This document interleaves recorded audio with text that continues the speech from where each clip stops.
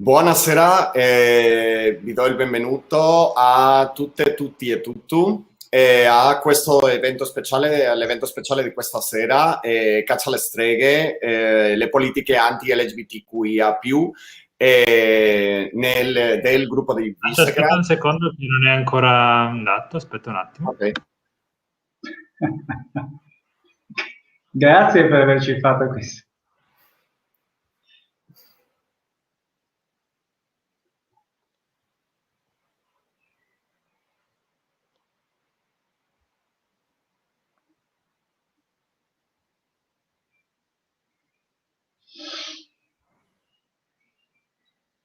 It does say live on the corner of the screen. It's live on YouTube, so you can go now.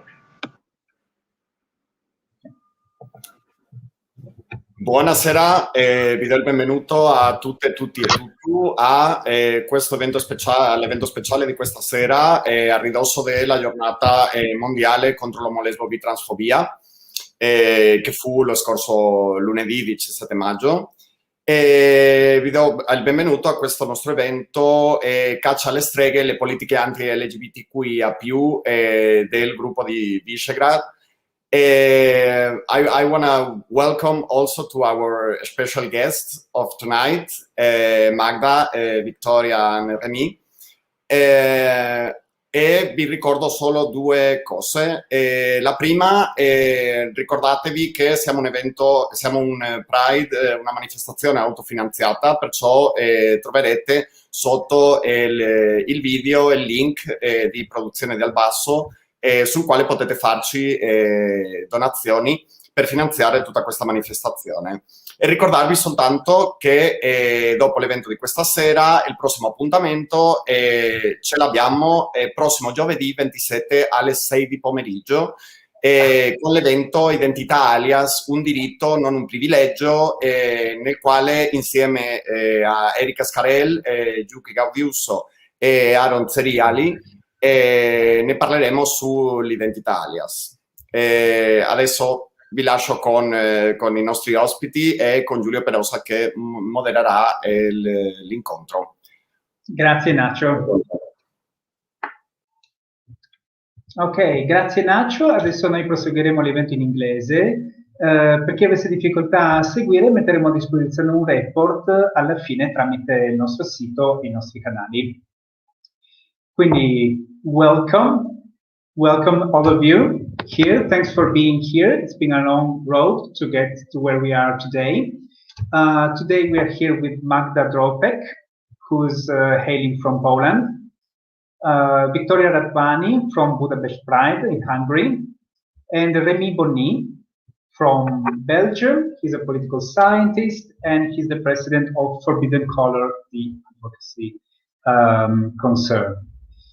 Today we are going to try and bring you some insight on the situation for LGBT people across the Visegrad group. And if you don't know what that is, our friends today are going to explain that. We're going to see how life is like for people and activists in the countries that sort of belong to the Visegrad group. We're going to see what can be done about it and what is being done about the situation by the very proud and powerful activists there. Rémy Bonny will give his sort of expertise and his point of view on this situation. And we'll be taking questions at the end, throughout the session, and at the end of the session we will address them. My cat is attacking me right now. I'm sorry about that, it's a bit distracting, so I send them on their way. And okay, now the word goes to you. Who would like to go first, Magda or Viktória? Please say who you are, what you do. Viktória, do you want to start? Sure. Hi, I'm Viktor Radványi, a board member of Budapest Pride, and we are the LGBTQ organization of Hungary with the largest pool of volunteers and the most gained visibility. we've been operating for 20 years, but Pride marches and Pride festivals have been going on for 26 years in Hungary. And our main activities, besides organizing the Pride March and the 1 month long Budapest Pride Festival, we are doing a lot of community work. We work together a lot with communities outside of Budapest and strengthening those communities. And we also focus a lot on campaigning and visibility and national and international advocacy. So we are kind of a match between a very grassroots organizations with a lot of volunteers, and we try to do things as professionally as possible within the realms of our scope. Thank you for having me here. Very happy to be here. Our pleasure. Thank you. Magda, would you like to go next? At the beginning, thank you for invitation and the opportunity to speak a bit about the situation in Poland when it comes to LGBTQI community. So I'm greeting you from Krakow in Poland, where I'm co-organizing an equality march for almost 10 years now with the Queer May Association. And it's an association with which we are mostly focused on LGBTQI activism in the city. But 8 years ago, I also was one of the people who established a foundation, równość.org.pl, which means equality.org.pl.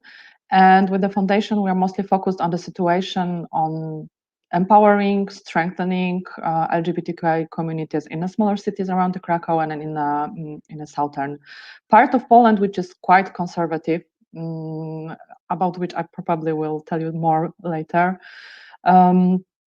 So Krakow is my city I choose by privilege and my second home now for almost 20 years. And it's the second biggest city in Poland, quite open and quite diverse when it comes about people who live here and also about when it comes to a queer community. But it's still a lot of things to do. So I'm trying to focus also on the situation here and to do my best to empower people and to inspire them and to support them and to build communities here. Thank you. Okay, thank you. And thank you for what you're doing. Rémy. Hey, buonasera. Also, thank you for having me. As you introduced already, one of my main expertise is Poland and Hungary, but after Poland and Hungary, Italy is probably going to be the third country that I want to visit again, because I actually studied in Italy a few years ago. So I studied in Venice, not just the best representation of Italy, perhaps, but I studied in Italy. So so I'm really looking forward to the time that it's possible to travel again and also come to Italy. I am Rémy Bonny. I am the not the president, but the executive director of Forbidden Colors. Forbidden Colors is a fund based here in Brussels, collecting money and funds to support LGBTIQ projects all over Europe. Besides that, I'm indeed also a political scientist who was doing a lot of opposition research before on, for instance, the links between Russia and Hungarian and Polish anti-LGBTIQ initiatives, such as Ordo Juris in Poland, such as the Center for Fundamental Rights or the Ministry of Family Affairs in Hungary, and so on. I did a lot of research on disinformation campaigns inside the European Union concerning LGBTIQ rights. I followed, and I was also in Italy, and maybe I will elaborate a bit later on that as well, on the World Congress of Families. Some of you might probably remember that. Italy hosted the World Congress of Families a few years ago in Verona.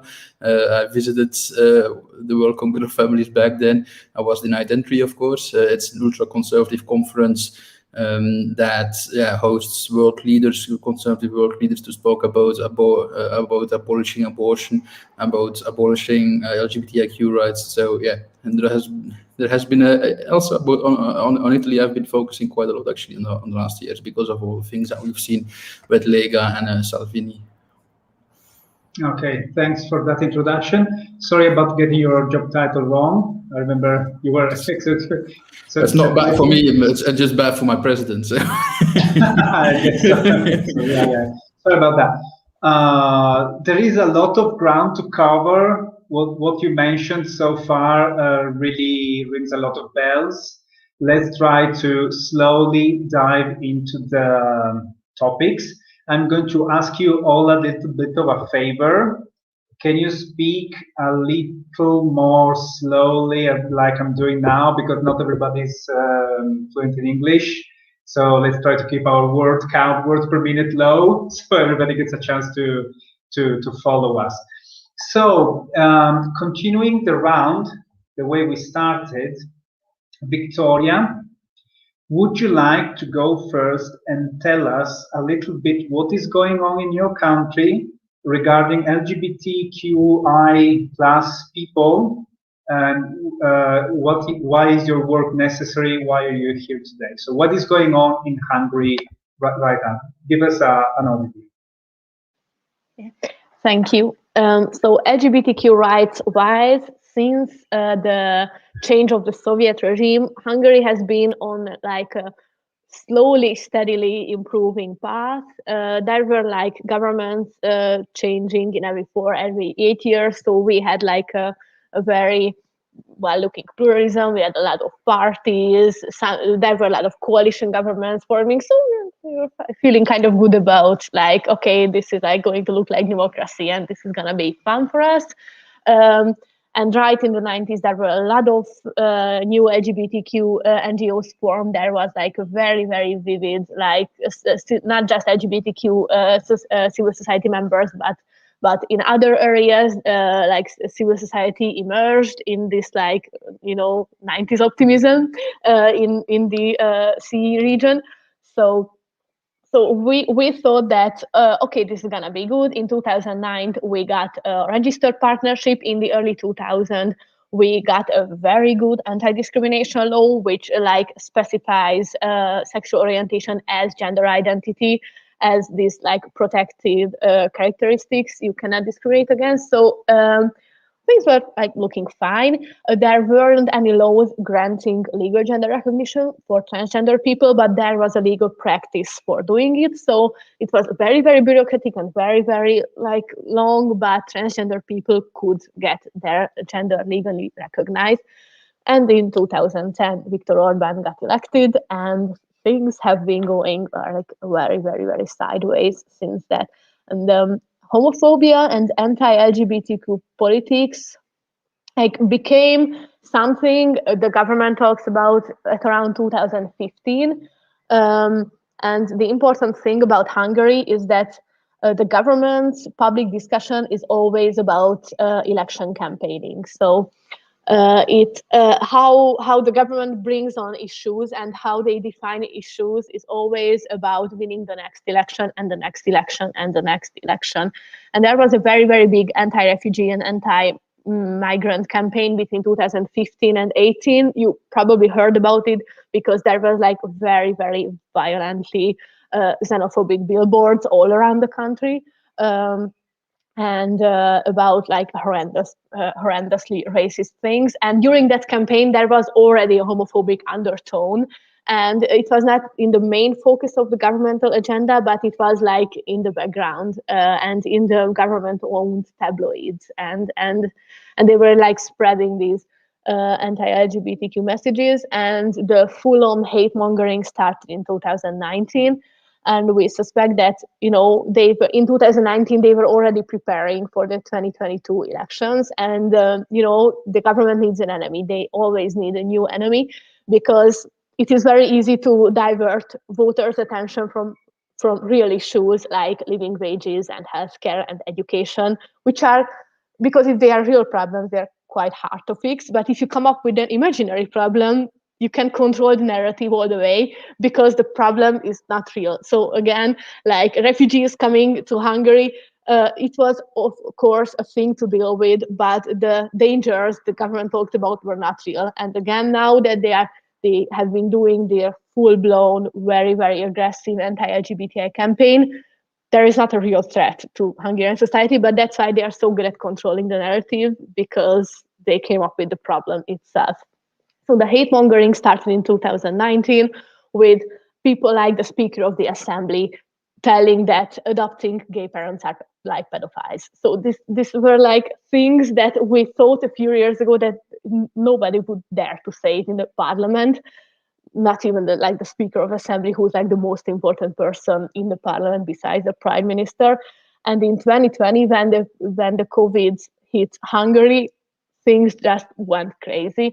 In 2020 May, the Fidesz government proposed and accepted the law that completely banned legal gender recognition. So now the legal situation of Hungarian transgender people is actually worse in terms of the law, like the transgender people in Russia or in Uzbekistan, or countries that are not like really famous for protecting human rights.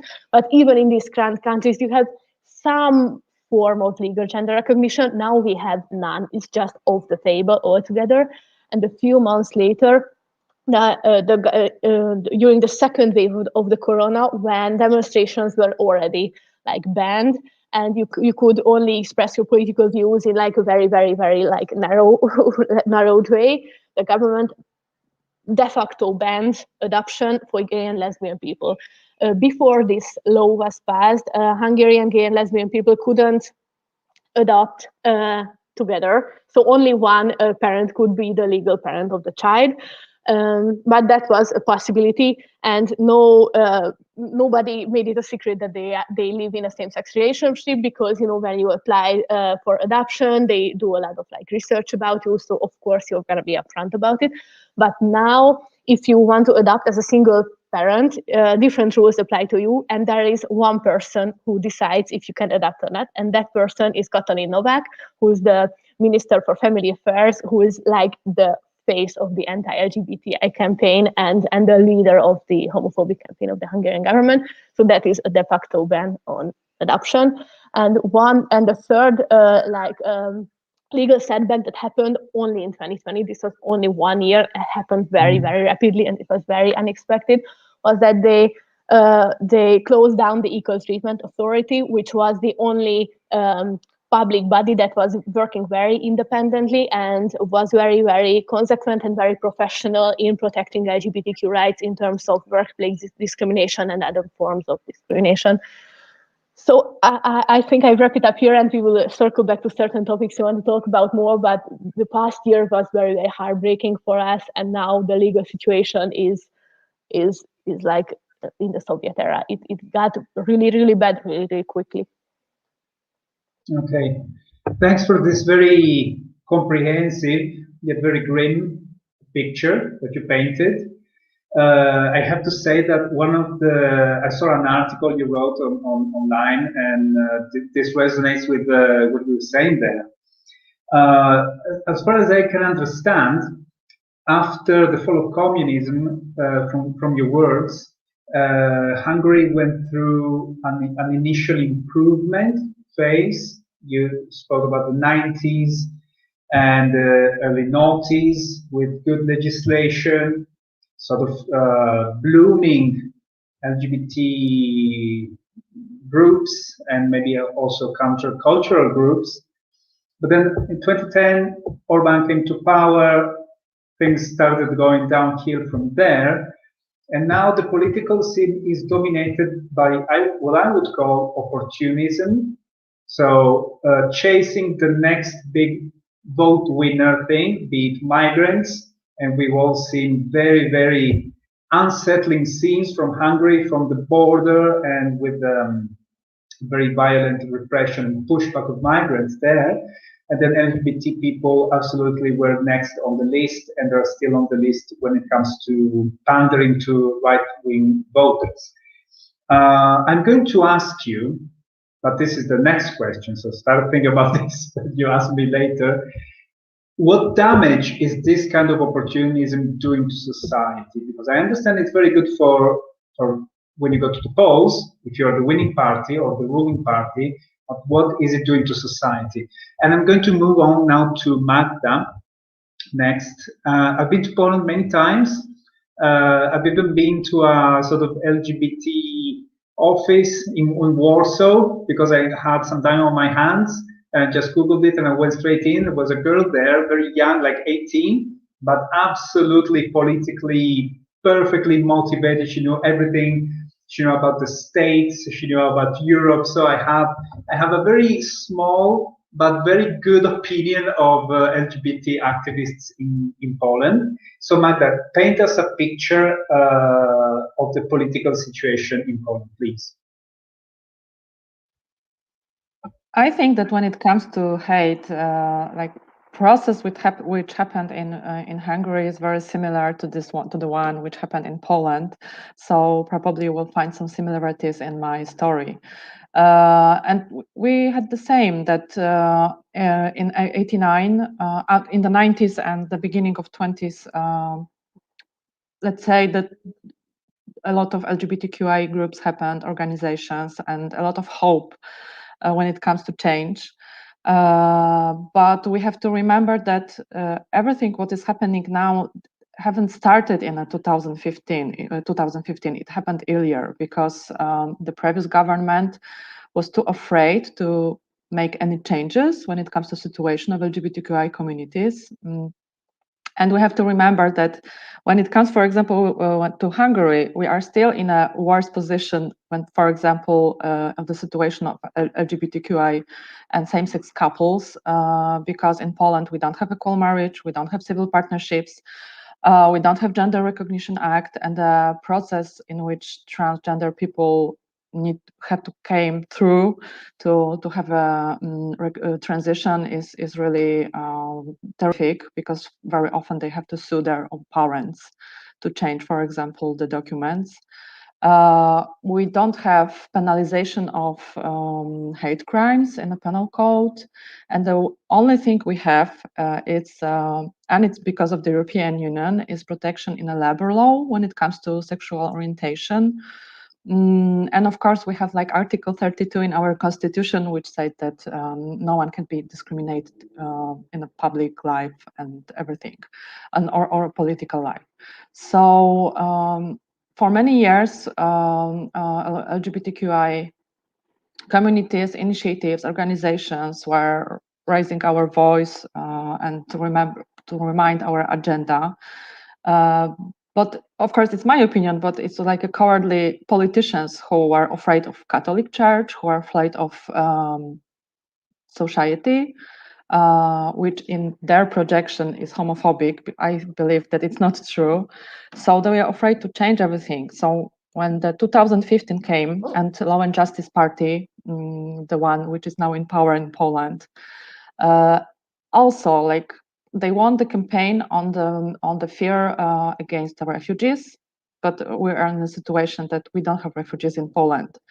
So it was like a campaign full of hate and full of racism. And it was like a difficult time for us because we were wondering what will happen when it comes to LGBTQI community.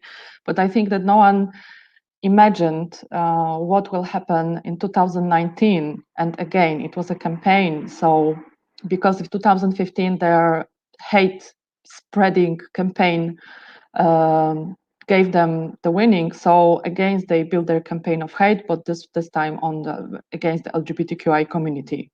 So it was like a famous speech of Jarosław Kaczyński, who is like chief of Law and Justice Party, who said that they are going to protect children again because of our community. So 2019 was like the year which started with the campaign of the European Parliament, and later we have like another campaign during the fall. It was like general elections, which was again built on hate against us. And in 2020, we had another campaign, like a presidential one, and you probably heard our president who said that we are not human, we are an ideology. So now we are like after the marathon of campaigns against people. So from my point of view, I'm, to be honest, very tired, and it's really difficult to find some power to do things more. But what also happened in 2019, and I think that also Rémy will speak more about this. became an idea of declarations about the LGBT-free zones. And till now, we have like almost 100 regions which adopted such as declarations, and also like family charters, because when there was like a lot of outrage around like, you know, exclusion declarations, family charters appeared, which are like more calmly and they are more soft, of course, about protecting family, but they also like it's everything about the exclusion of LGBTQI communities, our families, and us at all. So declaration like this, for example, was approved in Lesser Poland Voivodeship, in which Krakow is based. So in the end of April of 2019. So like a month ago, we had like a 2-year anniversary already. And of course, they are very symbolic, but they still, like, you know, about exclusion, and we still don't know what will be the impact of them. So everything is like happening like all the time. So like at the May of 2021, I think that a lot of activists, a lot of people who are engaged in human rights activism are very tired. Last year, you probably also heard that because of the disagreement with what was happening, there was like a lot of community-based actions and happenings, and probably you heard in August in Warsaw, like 38 activists were arrested violently by police when they tried to save one of the activists who was arrested because of like hanging, because of destroying homophobic bus, which is like wandering still on our streets. And also like a lot of activists were hanging rainbow flags on monuments, and they also like were threat of arresting. And of course, like 2 months later, the whole country was focused on a big women's strike protest, which were very queer-oriented. I was also involved in co-organizing protests in Krakow. And for me, it was like, for example, important to give visibility to LGBTQI community, for which like fight for abortion is also like an issue. So we are like after half year of many events and of a lot of hate. And now we have to remember, for example, that in Poland we have like 2 politicians who are very homophobic and who build their agenda on homophobic ideas. And one of them is like is a Minister of Justice and a General Prosecutor in one person, Zbigniew Ziobro, who evidently built his political agenda on homophobia. And also we have like a very homophobic man who is like Minister of Education. And also like in sexual education, for example, is still an issue in Poland. Sometimes it's sometimes it depends from the local authorities, but it's still like a lot of tries of banning it on a like, you know, the whole level of the country.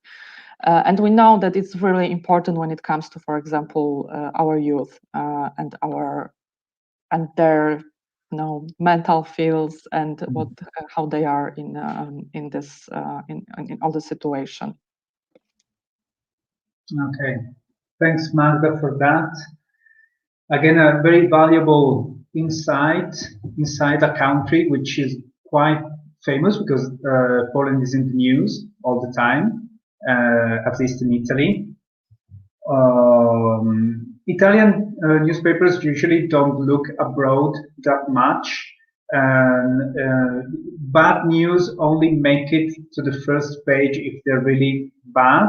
And the LGBT-free zones are indeed one of the few things that people know about the situation in Poland, here in Italy, also because a French politician was involved in a sort of attempted boycott of an LGBT-free zone, but then the thing like went to nothing because it was resolved behind closed doors.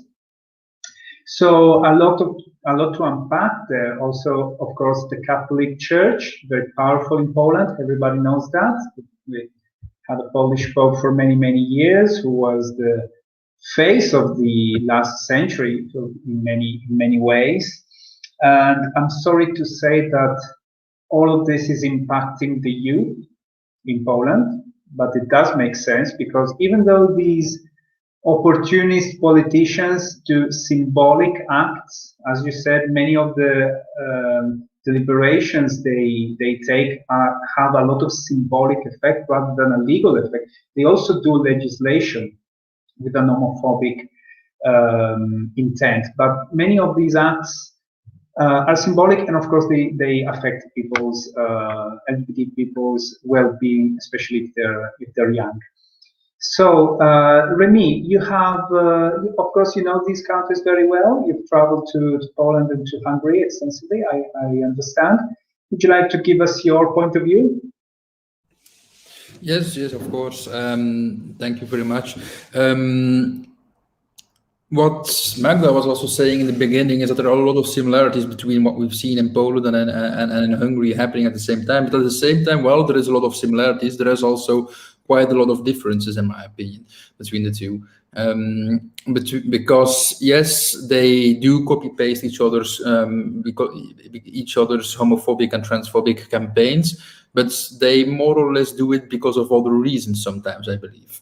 And Poland, it's purely what looks like an election strategy. It's always scapegoating an enemy. That's what we've seen, like Magda also was saying, with the migrants and so on. In 2015, they also needed to pick a new scapegoat in 2019 because there were just no migrants in, well, at least no Muslim migrants in Poland.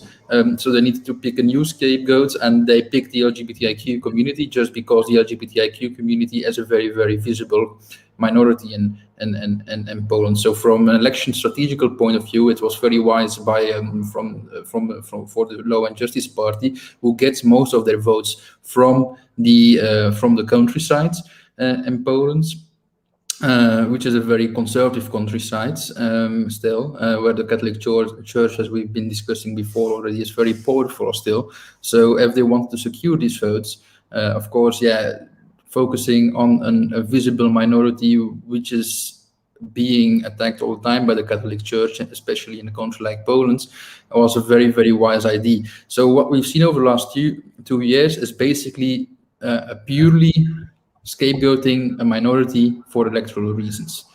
I wouldn't say that that's the same in Hungary. In Hungary, there has been over the last 10 years an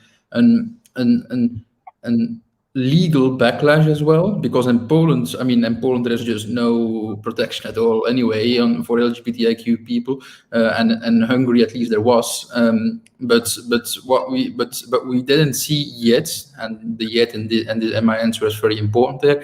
We didn't see yet any serious legal laws being passed through, actually create even more backlashes. That's something different in Hungary already since 2010, 2011, with the new constitution in 2011, which prohibited by constitution the same-sex marriage, for instance.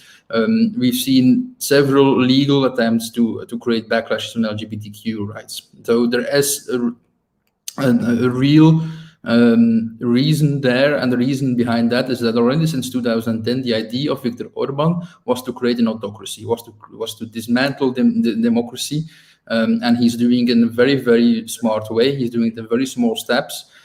He's doing it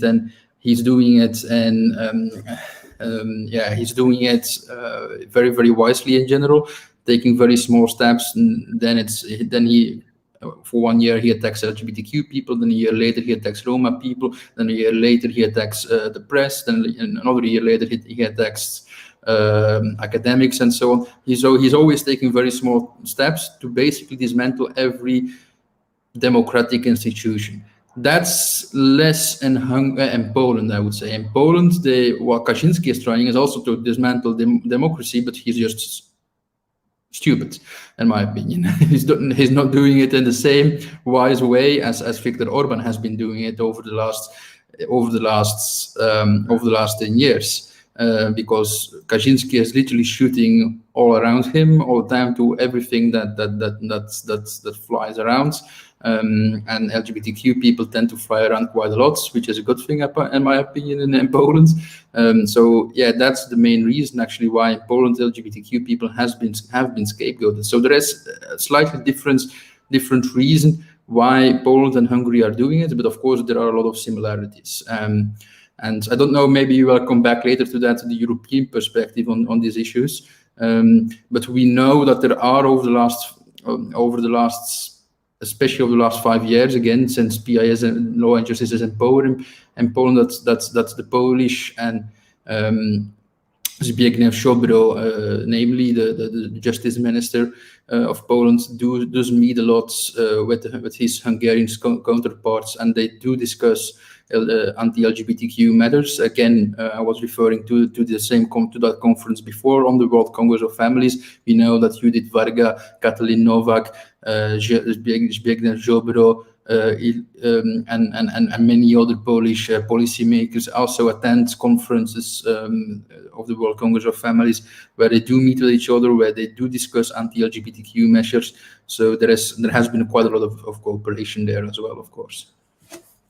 Okay, thanks for that, Rémy, very insightful. So for you, of the two governments, Orban is the more dangerous. He has a method, he has a plan, he's executing the plan in small steps, and he's really like raising the temperature very, very slowly, but his final aim is autocracy. They're both dangerous. They're both dangerous, of course, and it's difficult to say which one is more dangerous. I just reading both of them. There is more strategy behind what Orban is doing. Kaczynski, I mean, there is also some kind of strategy behind what Kaczynski is doing, but Kaczynski is purely doing it to stay in power. Orban is not afraid to lose power. That's the thing. Orban dismantled every democratic institution. There is no fair election in Hungary anymore, so he's not afraid to lose power. He's doing it because of other reasons. Anyway. If I can just one sentence at bottom about Kaczynski, that I also think what is important, that I really believe that Kaczynski is believing in what he's doing. That is like a very ideological thing for him. So it's a matter of question if it's like less or more dangerous then. Okay. Yes, and I think you're totally right, Magda. Kaczynski is believing what he's doing. Orban is not. Orban, we know he has been a liberal before. He has been a communist before. He's just an opportunist. So he's just doing it because of opportunistic. Yeah, because Orban started out on the left, right? He started his career on the left. Well, yeah. Well, if you would say that being the leader of the young communists at the end of the 80s is on the left, then I mean, authoritarian. He started as an authoritarian, then he for some time he was a liberal, and then now he's an authoritarian again. So anyway. Okay. That's very interesting, guys. This is really time is flying, by the way. So before we end, I would like to, as Rémy said, I would like to mention the European perspective as well. But before we do that, Viktória, I asked you to start focusing on your community. Okay, so we've seen opportunism, scapegoating, a lot of policies were mentioned. What is really happening to people in your community? Yeah, what we experience is it's mirrored in Hungarian society, and I think you brought a very, very good point about Viktor Orban, that he's been doing this like very, very, very slowly. Like now Orban's oligarchs control 80% of media outlets. Like if you live in the countryside and you receive a free paper anywhere in the countryside, it will be the same old propaganda. Like just like you can pick any city, it will be the same. So now Hungarian people are kind of used to it and like kind of apathetic about it. They say like, oh, it was similar in like the Soviet era, now it's like similar again. If you keep your head down, if you don't post anything on social media against Fidesz, it will be probably fine. And there is this like attitude in the whole society, that people are just like hopeless. They are like, okay, it's the same old thing again. Especially people who lived in the Soviet era. They are like, oh, all right, it's another few decades of like authoritarianism. We've survived it before. It's gonna be not great, but it's gonna be all right. And we experienced like a similar attitude inside the LGBTQ community. Like this, nobody was surprised by these attacks. Like when they started doing it on public television and like popularizing conversion therapy on public television, people were like, okay, like who's surprised now? And that I think that's a very, very powerful thing for Orban to stay on power, because like whatever like happens, like how many like billions of EU fund or public fund, they still like everyone's like, okay, we're already knowing this. Like the best friend of Viktor Orban, who used to be like I'm sorry, I don't know the word in English, but the person who fixes your heating in your apartment and the gas circulation. Yeah, a plumber. So by trade, this guy Orban's like I think high school best friend was a plumber. Now he's the richest man in Hungary, and now he's on the Forbes list. Sorry, has to be a pretty good plumber. Yeah, pretty like hardworking plumber. He's like the main oligarch, and he's like an ideal oligarch because he's like rumored to not to ask too many questions or don't want to be too independent. And you know, it must be probably hard to get a lot of good oligarchs. And Orban is also said to be pretty good at that and pretty good in keeping his people in like close to him. And it probably he's like blackmailing everyone with something just to keep them under control. So. And the effects of these anti-democratic steps had the same effect on the LGBT community and on mainstream society, that people are just like, nah, all right, we cannot do anything about it. And that's a key point in, you know, staying in power. What I think became very, very like prominent in the LGBTQ community is also this like huge feeling of uncertainty and huge feeling of anxiety, because Fidesz controls the 2/3 majority of the parliament, which means that they can change the constitution anytime. They changed the constitution 9 times in 10 years. This is crazy. And also they can pass any law anytime they want. And basically they don't need any like opposition members to agree with them. They can just pass the laws anyway. So now the community has this huge like fear that what rights will be taken away from me next, what will be like taken back, of which we already like achieved. There's a huge fear that they will do something about registered partnership, either chipping away some rights from which like registered partnership already goes with, or doing something with freedom of assembly or freedom of speech, because of course, especially freedom of speech and freedom of justice is really, really, really crippled in Hungary in practice. At least on the letter of the law, they are still like existing concepts, but you know, Fidesz has the power to fiddle with them anytime.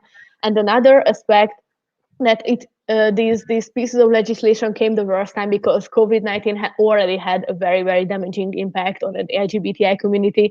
It increased, you know, unemployment. There are a lot of people, especially transgender people, and especially in the countryside or in very rural areas, who can only take jobs at like construction sites or those jobs that are very, very insecure and very, very low paying.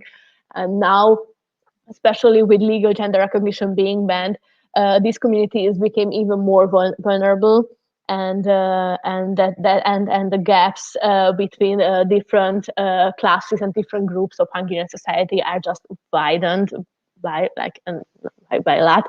And that is very heartbreaking to see. And another thing I wanted to mention about how all these things are affecting the community is that LGBTQ people who tend to be activists, so us who are like relatively privileged, we speak foreign languages, we have like relatively well-paying jobs, we have personal connections, we have IT tools, so all the things that you need to have to be able to do volunteer work or to be able to do activism. These LGBTQ people are fleeing the country, and I think all the LGBTQ people I know who left Hungary and are now living in Western European countries left because of the oppression government we have, and the result is that those who cannot afford to leave the country will remain here and suffer the consequences of this, like increasing hate mongering and the worsening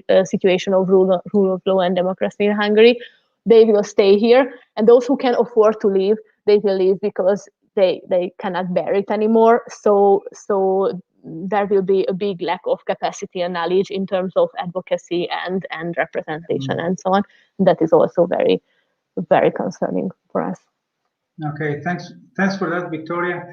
I would like to remember to everybody who's watching, we can see your comments.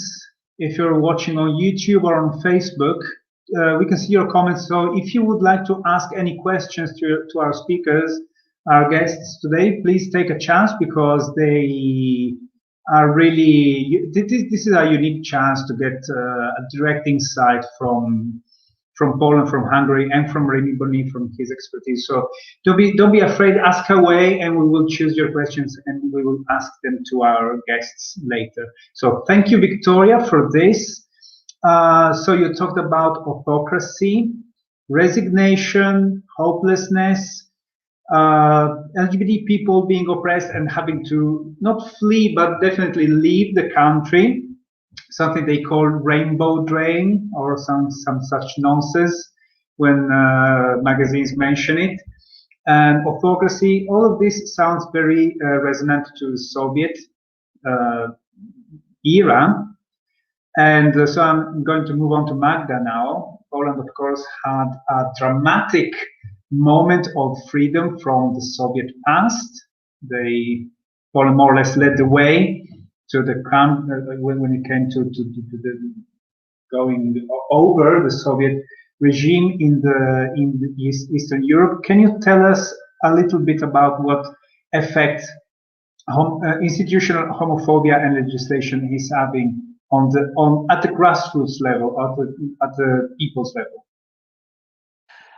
We have to remember that despite the LGBT-free zones and family charters, there's still no, anti-LGBTI law in Poland when it comes, for example, to the last years.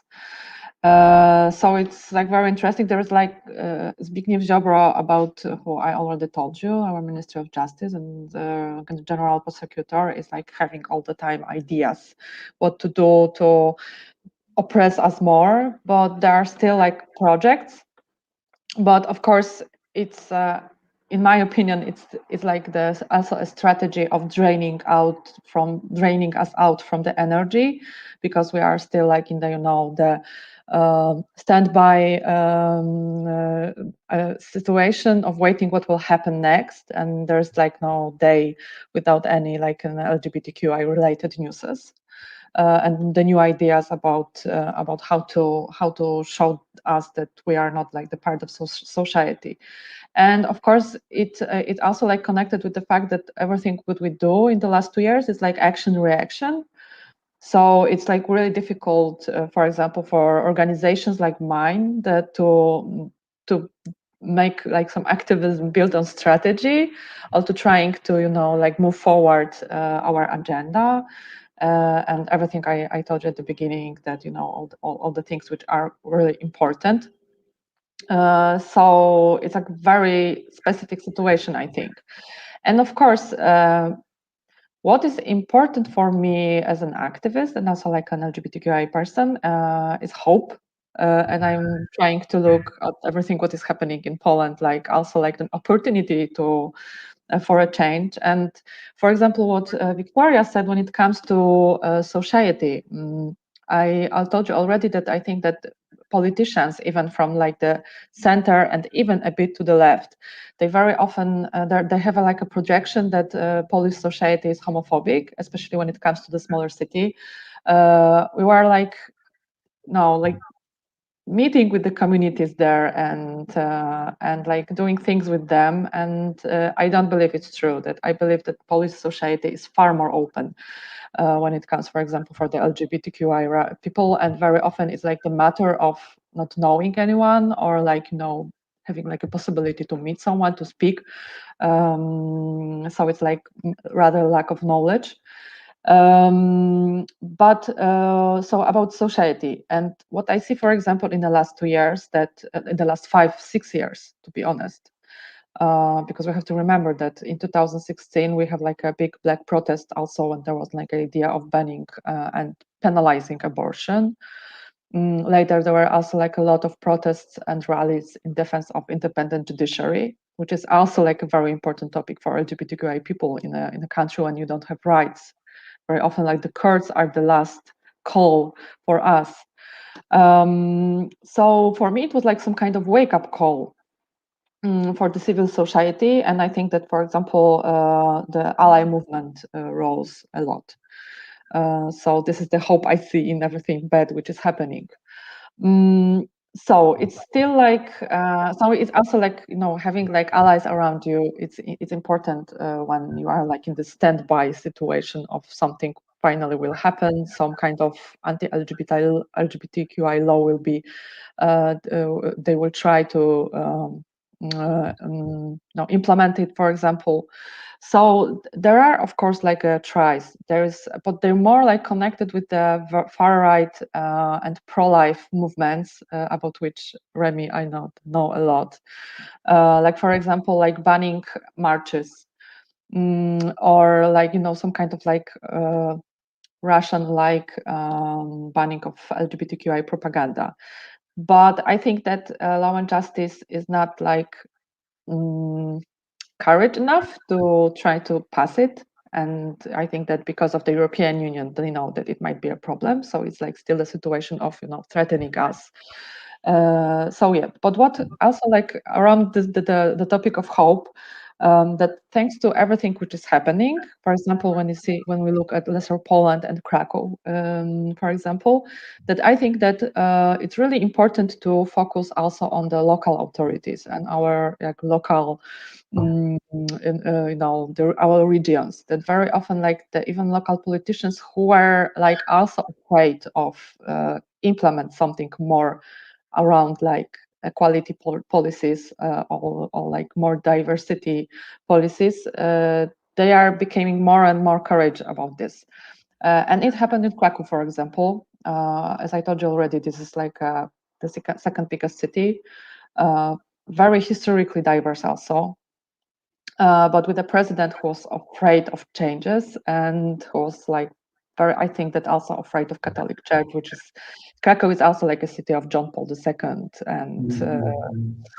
and we have like Archbishop Jędraszewski who in 2019 said that or maybe last year, I don't even remember, to be honest, so many things happening, that we are a rainbow plague. And it was also like very there was like it was like a lot of it in media also like abroad. So I think that everything like makes some opportunity for us, for example, to implement some equality policies on a local level. So I keep my finger crossed that it will happen more common. Okay. Thank you for mentioning hope, because so far I think you were the first one to use that word. That's very, very appreciated. Remember, all of you, that queer people all around Europe and the world are rooting for you. Okay, news of what's happening is getting out of the country, of course, and even if not everybody can have an active role, definitely you have all of us are behind you, and you are in our thoughts all the time. It's true what you say about underestimating communities and peoples, and even leftist parties sometimes don't venture in the territory of civil rights in general, not only LGBT rights, because they are, as you rightly said, afraid that people will not follow them, that people are not up to this. They underestimate and they patronize their constituencies, whereas when you actually go canvassing, as they say, or go door to door, actually people are better than you would expect. Sometimes you get positive surprises. So Magda mentioned the EU as a possible sort of dam to legislation that maybe the government in Poland would like to implement, but they are afraid of what the EU will say. So that gives me a very neat segue to Rémy. And please, Rémy, if you can pack as much as you can in this answer, because I would really like to go deep into what the EU is doing, is not doing, has done, could have done in the past. And maybe if you can fit in a reference to Italy as well in your answer, that would be very nice. Yes, I will. First of all, let me come back and make a link to the EU then to something that Magda was saying and what we've been discussing over the last 5 minutes. This individualistic, this very grassroots, the way of canvassing for LGBTQ rights, that's where we will make the difference and where we are making the difference at this moment. And to some extent, the anti-LGBTIQ organizations have maybe understood that better than we as a European-wide LGBTIQ community. The Juris Center for Fundamental Rights, Salvini, and so on, they understood very well, if you want to change the minds on LGBTIQ people, to change the minds of people on LGBTIQ people, that you need to focus on the local level. And that's why they very much started doing these LGBT-free zones in Poland. It's changing what is happening on the ground. They are, if we change grassroots, they also change grassroots. And we as a LGBTIQ community in Europe maybe have sometimes too much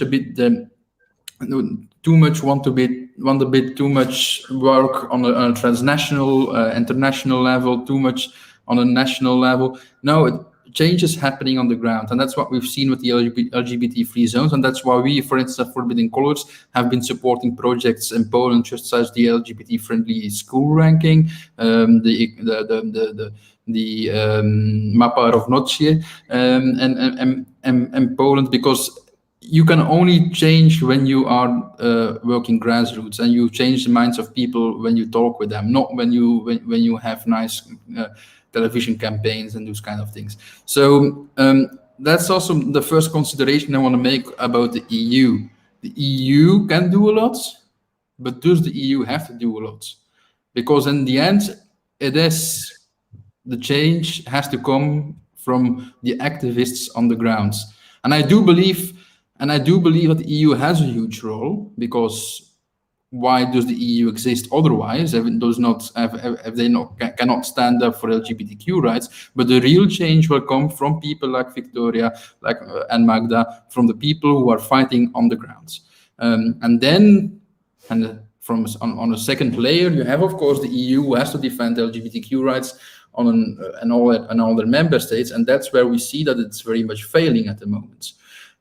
We have seen the attacks in Hungary and Poland, but not just in Hungary and in Poland, and Romania and the Baltic states as well, where the EU obviously always condemned it, said very nice words about LGBTQ people, but never took real action. We have the LGBT-free zones in Poland. We have all the things that we've been discussing in Hungary. We had, for instance, Romania not wanting to give EU citizenship to a husband of a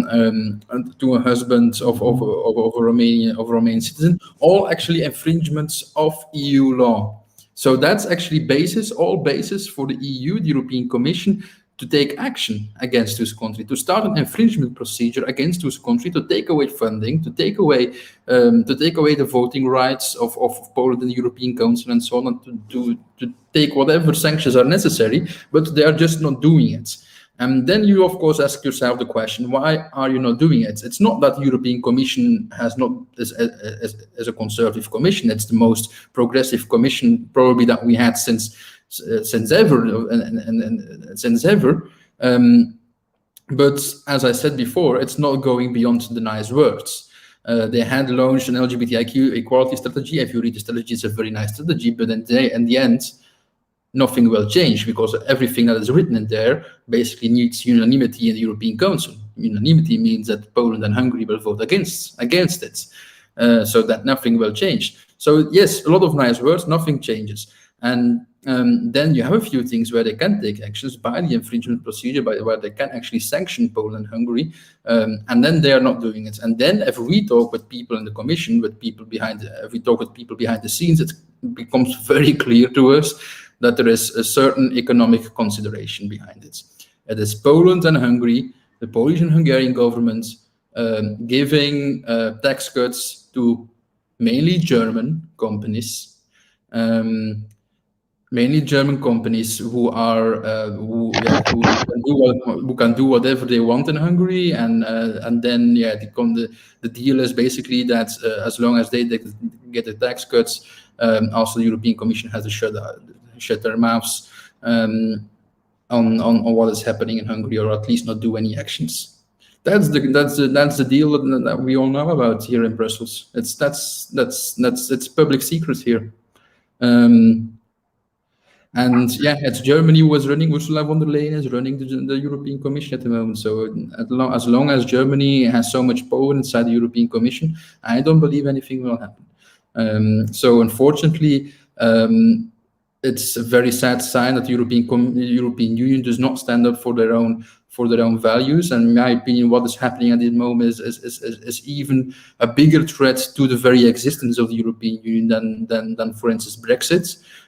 Because this is actually about the core ideas of the European Union. It's about peace. It's about Poland and the post-communist countries being united with more Western capitalist countries being a united Europe. It's about peace. It's about freedoms. It's about European values. And if the European Commission does not stand up, and the long term, that's way more threatening to the very existence of the European Union than, for instance, Brexit. Brexit is, of course, a very economic bad thing for the European Union, but that's something that we will solve anyway. And I mean, from an ideology level, the Brits were never part of the Union. So them leaving is not that much a threat to the European ideology, to the idea of the European project. So yes, what is happening at this moment is literally the European Union, by not acting on what is happening in Poland and Hungary, they are literally, in my opinion, very slowly committing suicides. That's a bold statement, Rémy. Sorry, did you want to? Yes. Do you want to finish your sentence? No. I think I should finish with that. Yeah, worse than Brexit. That's saying something, okay? And I hope that people in Brussels the people in power in Brussels are taking heed of your words. Okay, before we move to the questions, because we have a couple of very active listeners on YouTube. Magda and Viktória, would you like to see sanctions from the EU? Would you like to see an infringement procedure that leads to economic sanctions and like in Iran or funding cuts? Because I know, for instance, that many improvements to infrastructure and cities in both Hungary and Poland were made thanks to EU money. Warsaw has a fantastic brand new subway system that was built completely with, more or less completely with EU money. Would you like to see Europe really close the purse, okay, draw the strings of the purse to punish this kind of homophobic behavior and legislation in your governments? Viktória, you go first. Yes, absolutely. Oh, yes, yeah. So there has been like a lot of polls, mainly conducted by the EU, but also national polls that measure how much the people of Hungary trust EU institutions versus Hungarian institutions. And the interesting thing that you say that as much as Viktor Orman is bashing EU and Brussels bureaucrats and this like poisonous Western liberal whatnot, the more Hungarian people trust EU institutions. And there is like an incredible increase in how much the Hungarians trust the EU. So there's a clear sign that Hungarians expect the European Union to step up for European values and rights, because otherwise Hungarians would be very dissatisfied with the EU.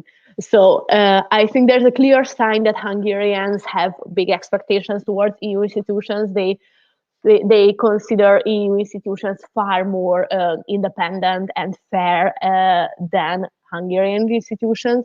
So I think not just the LGBTQ community, but all Hungarians expect the EU to actually do something about this. And yes, it is. I think even like mainstream society was kind of amazed that how the EU didn't do anything when the Hungarian government banned legal gender recognition or banned the adoption for gays and lesbians. So and since for example, demonstrations are still banned.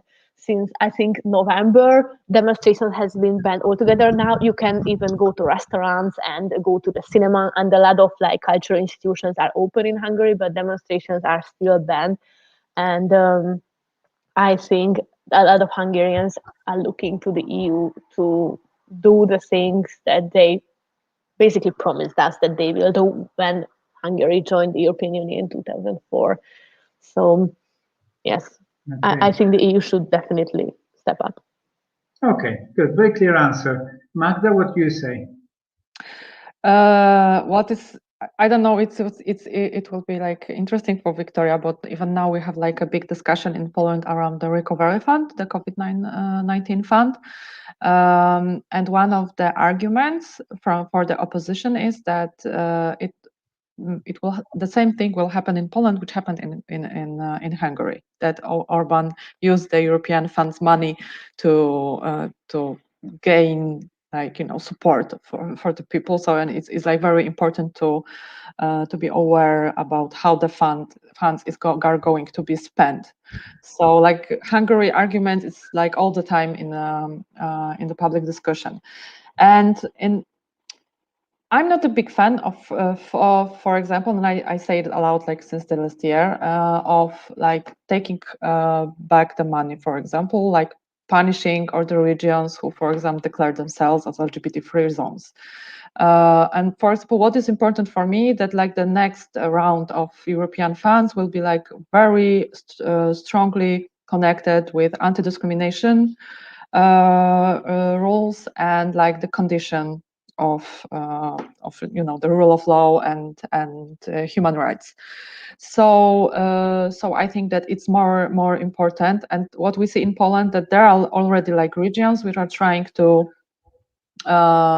step back when it comes, for example, of the declarations, and it's not so easy. So they already feel that it might be a problem when it comes to money with the European Union. So I think it's a good sign.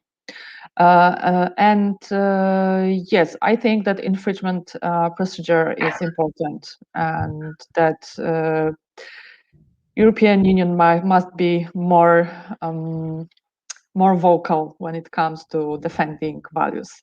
Of course, again, as a person of hope, I think that everything what happened in the last years in Hungary and in Poland, it's also like an opportunity for European Union to remind that it's not like only about bureaucracy and the regulations and money, but it's also about value, and those values are like democracy, human rights, dignity, freedom. So let's just remind European Union that they are important, and it's also something which connects us.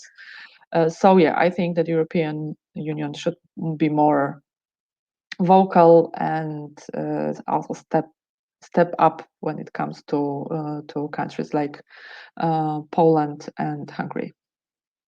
Okay, so very clear. So the voice coming from two activists in Poland and Hungary is Europe, do what you're supposed to do.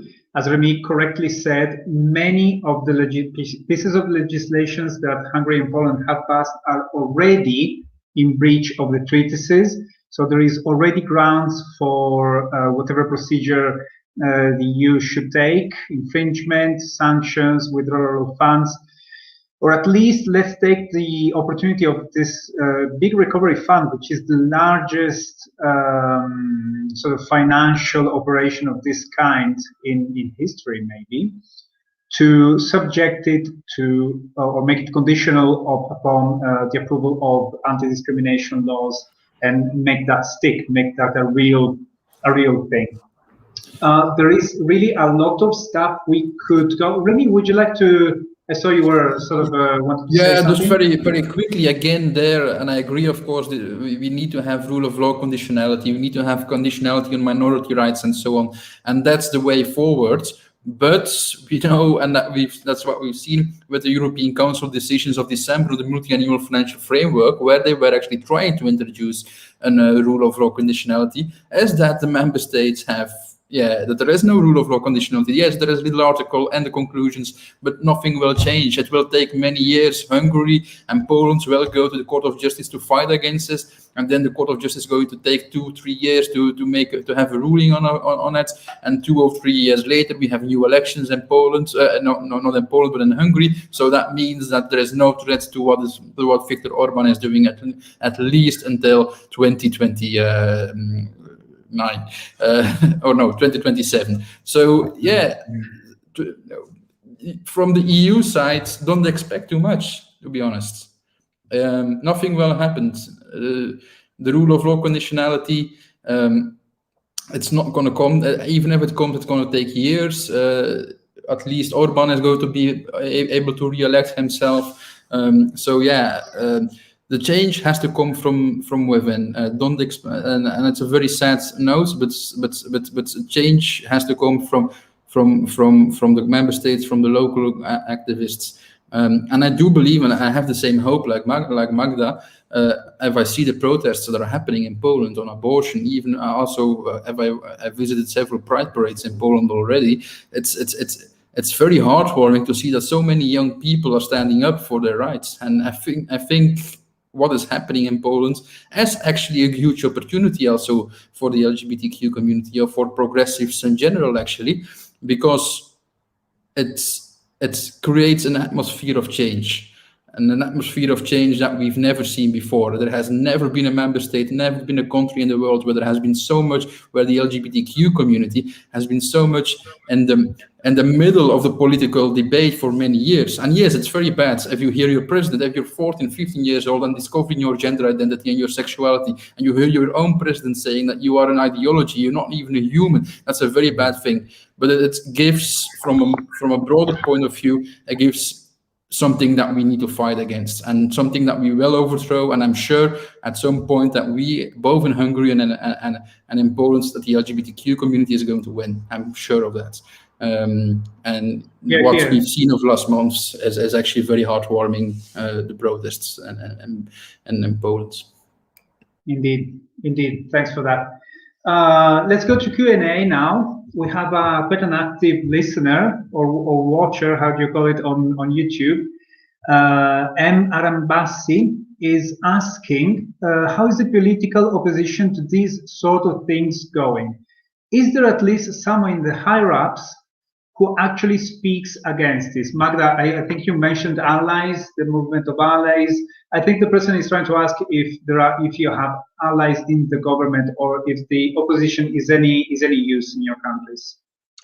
Well, it's impossible to have like allies in our previous government, which is like full of even not like ideologically people who believes what Kaczynski is doing. They're just like opportunists and hypocrites who just want to have their share of the table.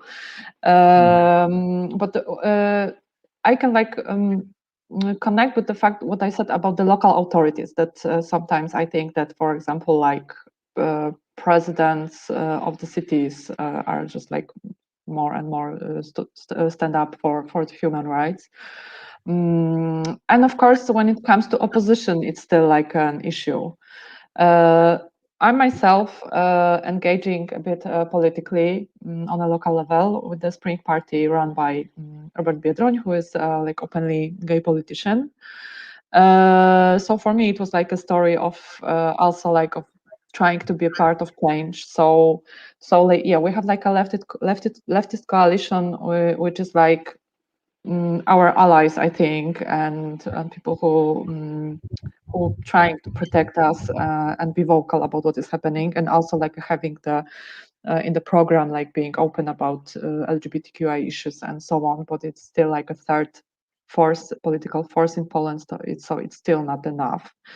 And of course, there is like a big center which is now in a internal fight with themselves when it comes to, for example, also like an LGBTQI issues, because there's a lot of people who are still afraid of being just to stand up on the right side of history, let's say. So I hope that will change also. We have like double elections in 2023.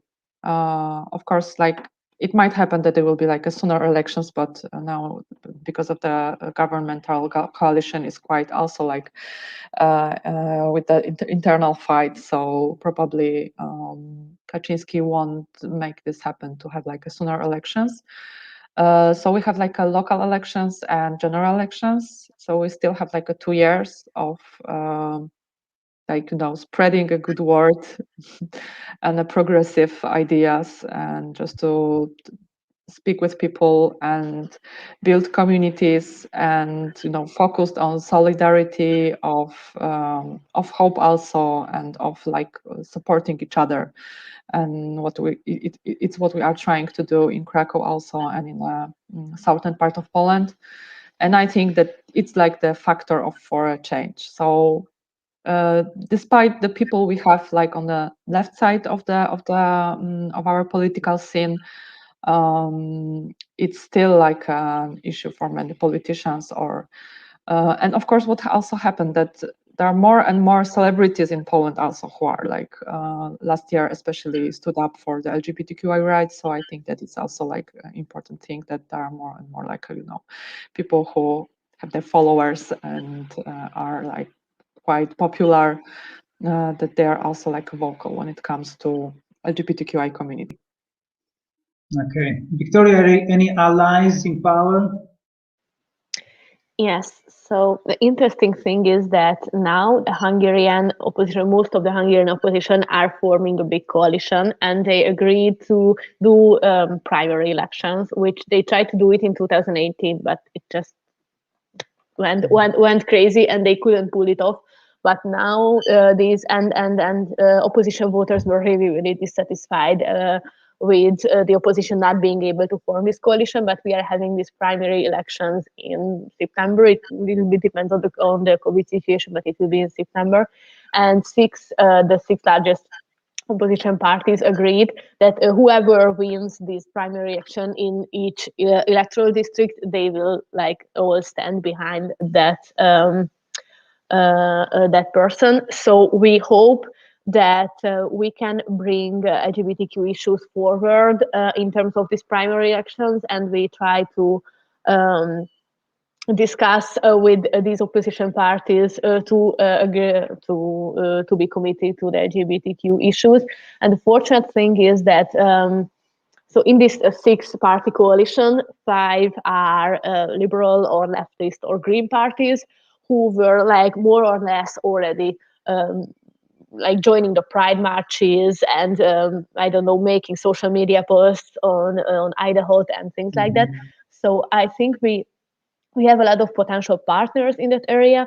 And for example, one liberal party has a like a president who is openly gay, and there are like 2 openly gay MPs in the parliament, which I think it doesn't only have an effect on public opinion, but it also has an effect inside the parties, and especially parties who have a lot of older members or parties that have been operating for like decades. Their members are sometimes more conservative in terms of LGBTQ rights than the official party ideology. So there's also a bit of discrepancy. We experience that sometimes the party leaders say one thing, and one member who's like a leader in a countryside or in a county says like that a little bit differs from the party line. But at least they are not as monolithic and as disciplined as Fidesz, where no one can disagree with Orban. So it's a little bit of a good thing, but we want to encourage them to be more forthcoming in terms of LGBTQ rights, and not to treat this subject as something that you must not absolutely touch, because it will contaminate you and it will contaminate your whole election campaign. Budapest actually has like a pretty progressive mayor now, who is a member of the one of the Green parties, and he was before he became the mayor of Budapest, he was a mayor of the district of Budapest, and he was the first mayoral district mayor ever who put up a rainbow flag on his building. And it was very, very controversial. The flag was stolen like 3 times and whatnot. But the next year he became the mayor of Budapest, and in that year 9 district mayors put up the rainbow flag on their buildings. So there's this very rapid progression in terms of certain districts of Budapest, and we see that if someone is brave enough to be the first one to do something, then a lot of opposition members will follow them, just to not miss out on something that is considered progressive or cool. The tougher question is the one member of this opposition coalition who is a right-wing party. They are called Jobbik, and they're a very interesting party. They have been very, very radically far-right 10 years ago, like very anti-Semitic, very racist, like unbelievably violently anti-Semitic and anti-Gypsy. These were the 2 main agendas. And in 2018, they made a shift towards the center, and now they are more like a Christian social kind of party.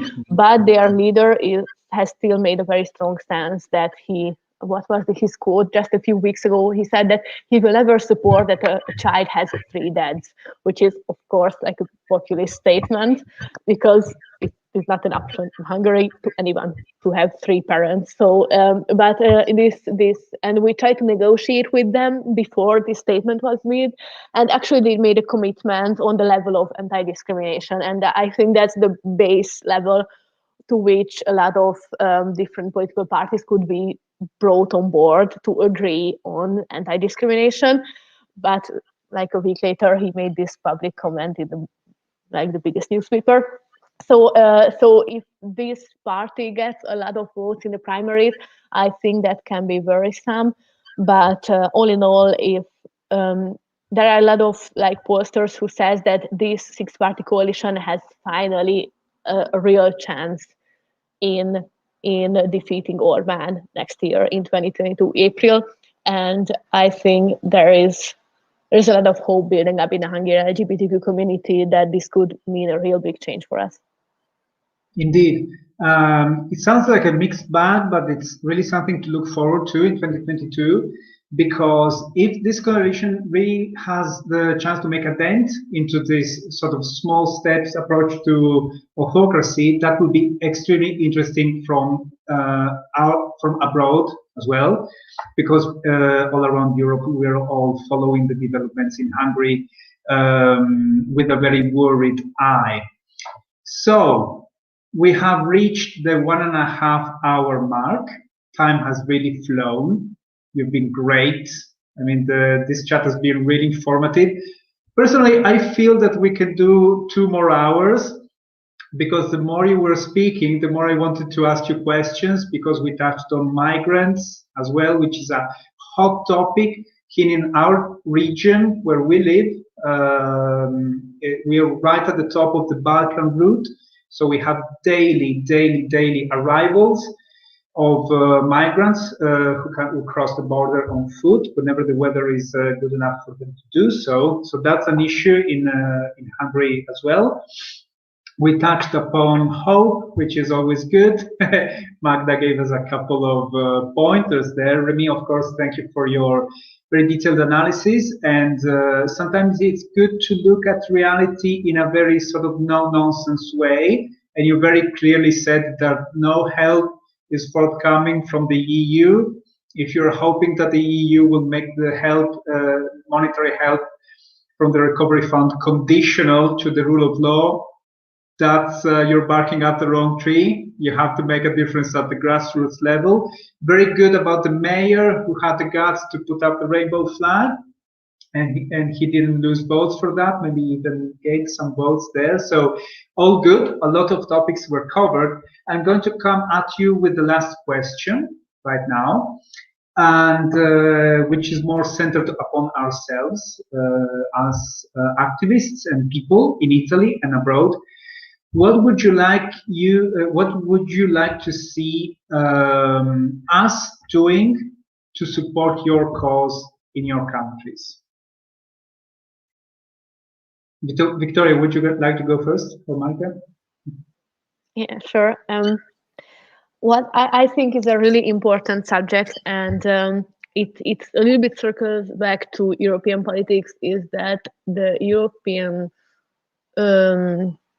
Union is really treating these issues about Hungary, which are, of course, corruption, anti-LGBTQ politics, and the problem with rule of law and media freedom, with very, very distinctive separate issues, and they address them very, very separately. And I think it is crucial to realize, and that's something that you can talk about with your MEPs or anyone who is like working with people who are at the European level, that this is like a huge misunderstanding and a huge mistake to treat rule of law separately from anti-LGBTQ legislation and the attack of media freedom separate from anti-LGBTQ legislation, because or anti-LGBTQ propaganda, because they all affect the same, and we are not different people who are affected by the anti-LGBTQ propaganda and who are affected by the shrinking civil pace or the shrinking amount of independent media. We are all the same who are affected by all of this. So I think that the European Union would, and I know, Rémy, you already said that not to expect anything from the European Union, but it's also an important aspect in the international discourse and how the international media talks about our issues, that these are structural problems, and these are problems that are not just emerging from the ground, but they are created in a very, very, slow and detailed and systematic way to destroy democracy and to create an autocracy when Orban can become almost like a king to Hungary, and minorities are caught in the crossfire, and the women's rights are caught in the crossfire with like exiting the Istanbul Convention. That was a huge things, and LGBTQ people were scapegoated for that. So my point is to raise awareness to these issues and talk about these issues, and raise awareness to the structural phase of these issues, and not just separately like handpick some examples and make like huge articles about that, because it can like easily mislead even like leaders and politicians, thinking that these issues are not connected. And the second thing, and I always mention this, and I am not sure like if it has a point, but we are in a very, very, very bad funding situation, and we are every year we are financially more and more vulnerable. Of course, we don't get any like state funding or anything else. A lot of LGBTQ people who could afford to donate are leaving the country and leaving the communities, and also EU funds that are distributed on the state level are discriminating against LGBTQ organizations. So there is only a very small amount of international funding mostly, that we can even apply to.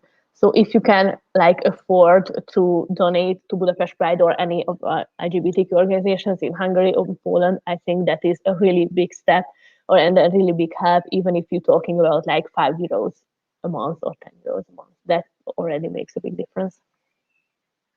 Is there like a link or a website or a Facebook page or something that you would like to mention? Yes, I will put our PayPal. I think that's the easiest one. I will put our PayPal link in the description or in the comment section.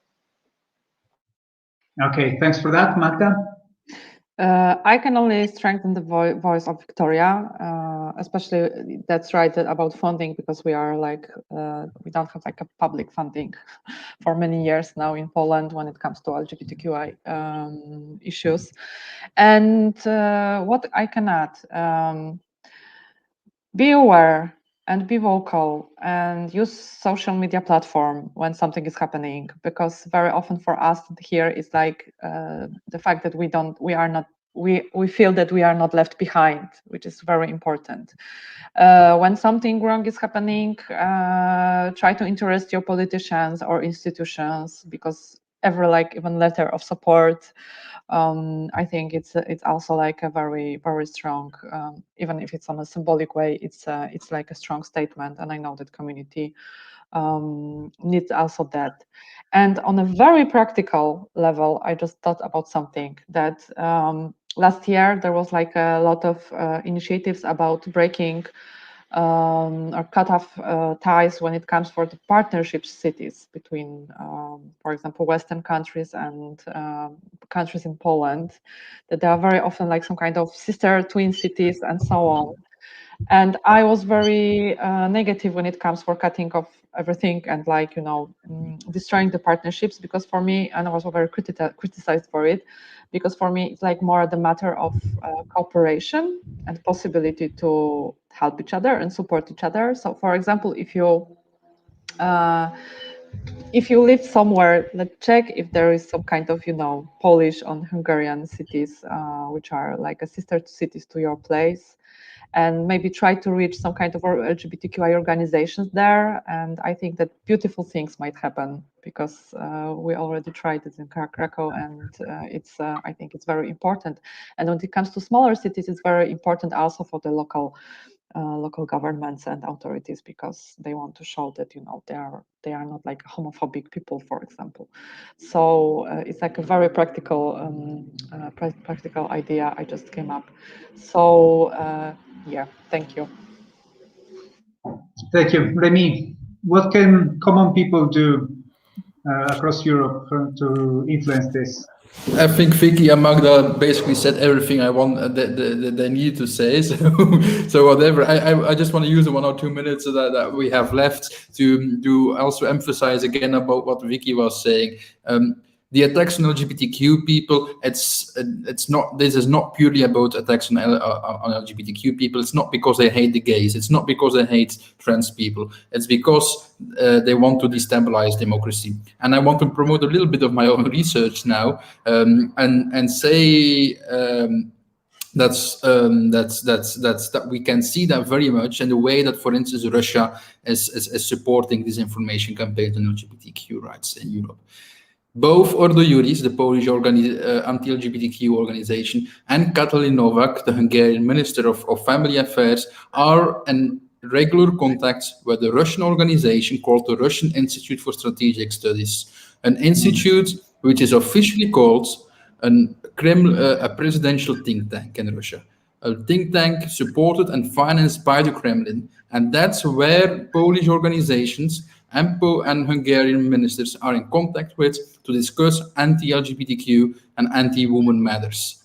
This is not just a matter against LGBTQ people, against women. It's a matter against our democracy. It's a tool of Russia to destabilize European democracy.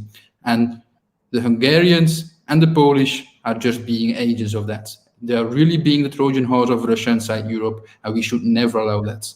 And that's where I want to end with. Thanks for that. Thanks, everybody. We really had a great one today. I'll wrap up the session. Okay, let's see if there are any more comments that we can. Okay, thank you, Viktória, for sending the link on the Facebook page. You're getting a lot of love in the comments, as you can see. There are a lot of little hearts and appreciation for what we did today. I think it was very valuable. I think if there is one key message that we can take away of all the things that we've mentioned today, just to wrap up the session, is that there's an old Labour slogan, which is an injury to one is an injury to all. We're all connected. None of us should sleep on their laurels and think that we are safe from what is happening. All the attacks to LGBT people are attacks to all of us. We're all siblings under the rainbow flag, or whichever of the many, many pride flags there are you want to march under. And even if you don't identify as an LGBT person, be aware that these attacks are instrumental to take away democracy, and one day they will come for you. The Roma and Sinti people are under attack as well. Women are under attack, heterosexual women. Abortion, of course, is a matter of contention in Hungary, has been for a long, long time. So let nobody be mistaken and think that they are beyond the reach of these attacks. Us LGBT people are on the front line. We are like the canary down the mine. They come for us first because we are very visible. A lot of people have issues with LGBT people and visibility and rights, so they will use these attacks to dismantle democracy in a very measured and step-by-step way. And one day they will come for the people who think are safe from these attacks. This is not happening in the countries we mentioned today also, only. It happens abroad as well. I would like to take a second to remind you all of Patrick Zaki, who's been in detention without trial for more than a year now in Egypt. And the Middle East is not immune from this kind of attacks, and homophobia. It's less spoken about. We tend to notice stuff that's happening on our doorstep more, but Egypt is not that far away. And Italy has really shown its true colors in dealing with the Patrick Zaki thing. So let's spare a thought for him as well. Thank you, Magda Dropek from Fundacja Równość in Krakow, Poland. Thank you, Viktória Radványi from the Budapest Pride. Thank you, Rémy Bonny, Executive Director, Forbidden Colors and Political Scientist from Brussels. We should do this more often. I had a lot of fun. Even though the topics were quite grim, I think we really did something valuable today. You want to say hi? Thank you for having us. And remember about hope. Yes, thanks for that, Magda. Grazie and arrivederci. Grazie a voi. Grazie a voi. E dziękuję bardzo. I can only say that in Polish. Dziękuję to you. Beautifully. Cheers. Stay safe and take care.